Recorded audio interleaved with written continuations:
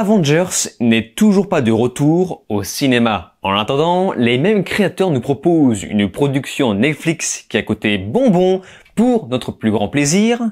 En tout cas, je l'espère.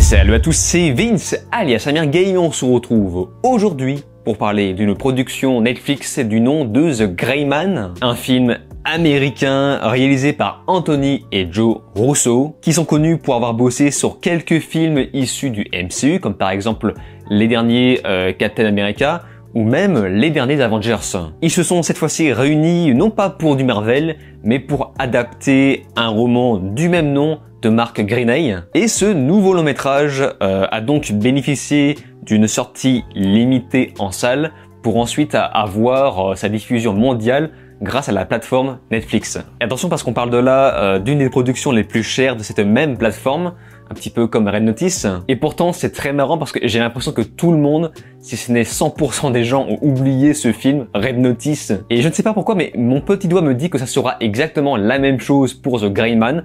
D'autant que apparemment le film a été reçu de façon un petit peu mitigée. Apparemment il y a du potentiel sur la forme, mais sur le fond ça reste discutable, un petit peu cliché et déjà vu. Bref, je ne fais que répéter quelques bruits de couloir, donc voyons maintenant ce que vaut réellement ce nouveau film.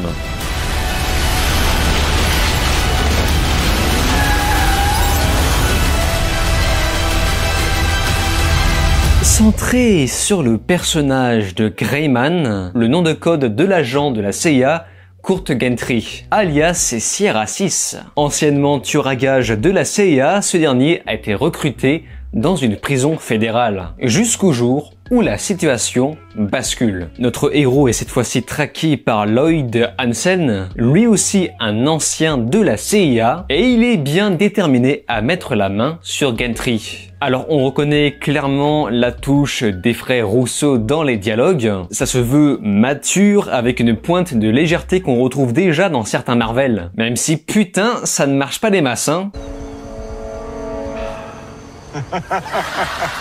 Are you chewing gum? Yeah. We don't chew gum in this house. Dès l'introduction, j'ai tout de suite compris que j'étais en train d'assister à un bon gros thriller d'action qui tâche. Toujours se méfier des projets avec beaucoup d'acteurs connus réunis dans un seul film pour Netflix, même si des exceptions existent bien évidemment. Ça a beau être adapté d'un bouquin que je n'ai pas lu, tout m'a paru très cousu de fil blanc d'entrée de jeu. Un ex-tolard que la CIA recrute, un antagoniste d'intro qui sème le doute dans les yeux du héros.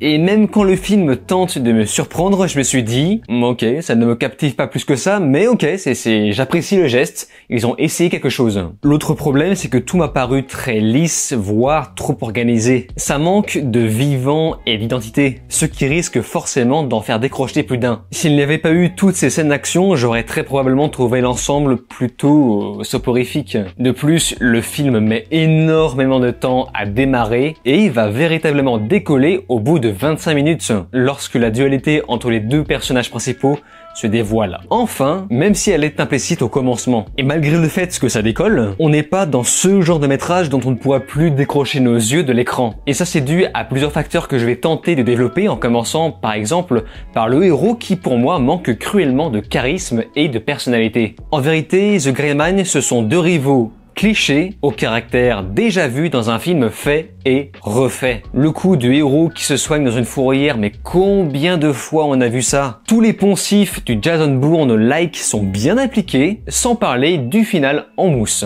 On dirait presque une scène procédurale du final d'action standard. Hein. Malgré le fait que ce soit adapté d'un livre, comme je vous l'ai dit plusieurs fois, ce qui va nous intéresser en premier lieu dans tout ça, ce sont finalement les scènes d'action. Elles sont franchement pas dégueu, tu vois où est passé le budget, mais en termes de réal pur, c'est pas dingo pour autant. C'est-à-dire qu'il n'y a pas de patte particulière qui se détache du film. Ce qui fait que pour compenser ce manque, on va nous coller tout un festival de n'importe quoi lors de ces scènes, pour bien nous rappeler qu'on regarde un divertissement qui coûte cher. Après c'est assumé, hein, ce n'est clairement pas un film qui se prend au premier degré.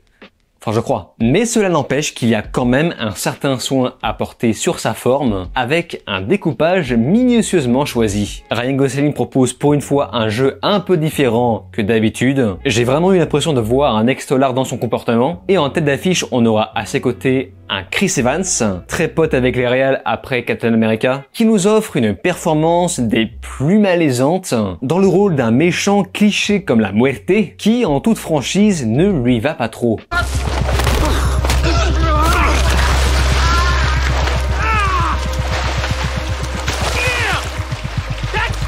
Et surtout, dans tout ça, on aura un peu de fraîcheur féminine avec la Ana de Armas, la Gaultière du moment qui fait rêver tous les messieurs malgré sa coupe de cheveux. Enfin, dans ce film, c'est pas possible, hein. D'ailleurs, il faudra vraiment faire un duel un jour de Gal Gadot versus Ana de Armas. Ah, c'est quand même un peu serré, hein. Heureusement, le budget du film n'est pas passé uniquement dans ses scènes d'action, il est passé également dans les décors. J'imagine qu'ils ont pas mal voyagé, et ça se voit, enfin, visuellement, le film fait quand même plaisir aux yeux. Avec en plus une image plutôt léchée, même s'ils ont un peu abusé des couleurs par moment. À chaque fois, j'ai l'impression qu'ils trouvaient un prétexte pour foutre des couleurs un peu criardes. Et le tout est accompagné d'une musique de thriller angoissante, ce qui fait parfois son effet, mais comme d'habitude, sans taper dans l'originalité. C'est vraiment de la musique de contrat, mais pas plus. C'était donc The Gray Man, et c'était vraiment, mais alors vraiment pas ouf. Et c'est dommage parce qu'il y a vraiment de bonnes bases, avec des scènes d'action suffisamment satisfaisantes pour que le reste se laisse regarder tranquillement, même si je vous cache pas que j'ai parfois vu un peu le temps passer. Je vous recommande malgré tout ce film. Généralement, quand je tombe sur un film un petit peu moyen, je pense qu'il est mieux de voir le film pour se faire son propre avis. Mais je vous le conseille surtout pour ces scènes d'action si vous êtes client du type un petit peu grand guignolesque. Mais pour moi, dans ma vision, ça reste un film coproduit par Netflix qui se résume aujourd'hui un petit peu comme le direct DVD avec beaucoup de pognon. Même si, encore une fois, évidemment, il y a des exceptions. Bref, faites-moi part de votre avis dans les commentaires si vous avez déjà vu ce film, car, comme d'habitude, je lis quasiment tout le monde. Sur ce, on se laisse ici. N'oubliez pas de vous abonner à ma chaîne YouTube, cliquez sur la cloche, likez, partagez et de regarder les autres vidéos. Je vous dis alors ciao et à la prochaine.